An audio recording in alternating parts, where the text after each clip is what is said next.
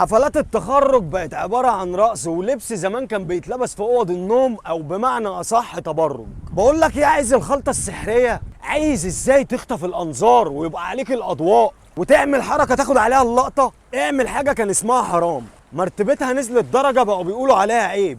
اتزحلقت في قشر موزة سموها ثقافة، واحد من بتوع التايكوندو اداها مقص سموها حرية. في اخر المطاف بعد ما الدنيا اتسوت بالاسفلت فلتروها لنا وسموها ده بيعبر عن نفسه. وعلى رأي المثل طالما ده بيعبر عن نفسه عايز تبقى زيه اعمل زيه ونفسه. ولما بنوصل للنقطة ديت الناس بتتقسم نصين، نص بيعمل الحرام ما كانش في وعيه غصب عنه، ما كانش يقصده، ما كانش مترجته، اول ما بيدرك وبترجع له الذاكرة بيقول لا ده انا ندمان. والنص التاني بيلعبها لعبة ظهر وبيفضل يجود فيه لحد ما يجيله الدش. واول ما بيجيله الدش خش عليا خش عليا خش.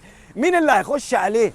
واحد كان زمان ليه قيمة في المجتمع اسمه صحفي، هيبة ووقار ومركز وكارنيه ونادي، والناس بتشوفه بتقول له يا سعادة البيه. دلوقتي بقت بتشوف المشهد يصعب عليك، سلعة واقفة 30 40 50 60 تليفون كل واحد معاه صفحة وكلهم بينافسوا بعض عشان ياخدوا اللقطة الأولى. وبعد ما بياخدوا اللي هم عايزينه بيرموا صاحبنا ده على جنبه وبيجروا على أقرب كافيه، كارت ب5 يقعد يرفع يحط العنوان اللي يثير الجدل. قاعد أنا كده مستقنيص لحد ما يطلع حد تاني يثير الجدل. وأبسط مثال على كده مثال حي يرزق أهو، اللي رقصت في حفلة التخرج رمت الزهر ويا صابت يا خابت. صابت معاها، مين اللي ساعدها إن هي تصيب؟ الناس اللي كنا لسه جايبين في سيرتهم.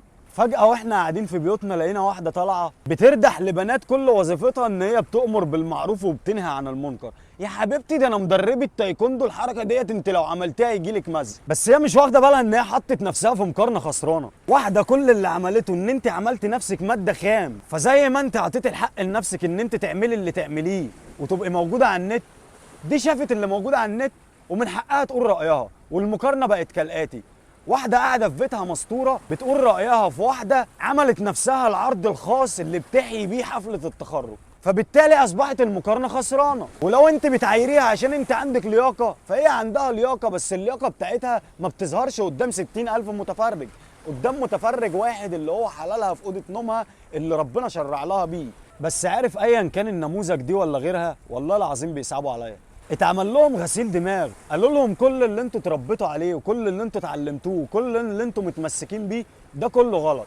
عايز يبقى ليك قيمه في المجتمع لازم تعكس كل اللي انت ماشي عليه دوت، يا اما هتفضل زي ما انت، هتفضل عايش مالكش لازمه وهتقابل ربنا مالكش لازمه. ده اللي هم بيقولوه طبعا مش كلامنا احنا. لما يبقى البني ادم قاعد لا حول ليه ولا قوه بيعمل اللي عليه ويلاقي فلان الفلاني كل شغلته في الحياه ان هو بيطلع يعمل لايفات فبيمسك فلوس، لما يلاقي فلان الفلاني طلع بيمثل عشان كل اللي بيعمله ان هو بيطلع معاه بنات بيرمي عليها افيهات بيحكم عليها احكام بيخليها تعمل ايحاءات، اللايفات بتعلى الناس بتتفرج الداعمين بيزيدوا، فجاه بقى اسمه فلان الفلاني ذو قيمه في المجتمع. لما يلاقوا ان كل واحد بيعمل اي حاجه حرام بتتسلط عليه الاضواء فطبيعي يتغسل دماغه، طبيعي يشك في نفسه، طبيعي يحس ان هو اللي على غلط.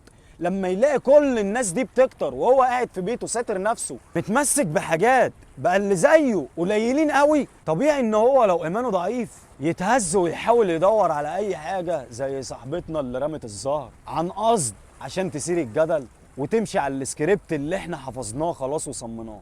عايز احس بقيمتي هعمل حاجه من الحاجات الحرام، اول ما هتصيب معايا هيجروا ورايا الناس اللي هي بتعمل مشاهير ملهاش قيمه، فجاه سيره الجدل كل الناس بتتكلم عليا، ناس بحثت عليا هيعرفوا يوصلوا لي. هلم كل الناس اللي نفسهم يبقوا زيي واشرح لهم انا عملت كده ازاي، ودي حريه شخصيه. لميت لي كام متابع 3/4 اندر ايدج، في كام اغنيه جديده هعمل عليها لبسي والفولور بتزيد والاعلانات بتزيد والفلوس بتزيد، فجاه بقى اسمي بلوجر، فجاه بقى اسمي مؤثر، فجاه بقى ليا كلمه، فجاه انضميت لقوم الضلال لحد ما يطلع واحد تاني ولا واحده تانيه تمشي على نفس الريد كاربت واحنا قاعدين لا حول لينا ولا قوه عمالين نتفرج على كل الناس اللي ليها قيمه عماله تختفي وكل الناس اللي ملهاش لازمه عمالين يلمعوها. افضلوا بقى انتوا دافعوا عن الحرام وسيبونا احنا ندافع عن الحلال. يلا بينا.